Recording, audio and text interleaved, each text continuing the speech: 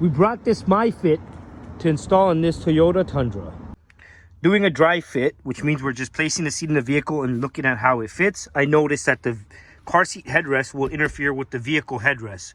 So now I gotta check the owner's manual of the car if I can remove the vehicle headrest. It does allow me to take it off, so I've taken the headrest off, and now it's time to find the tether. The tether on this is back here, so there's a special way that we're gonna do this because we have to figure out how much length on this tether we need. Because if I hook this up,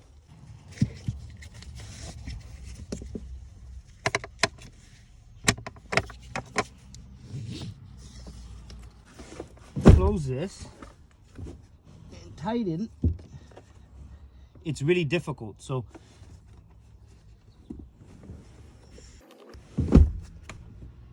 see, it won't get any tighter.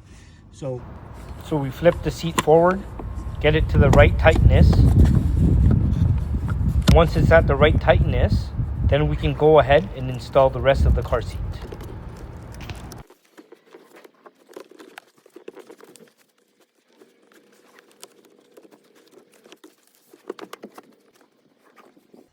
There we go. Nice and tight.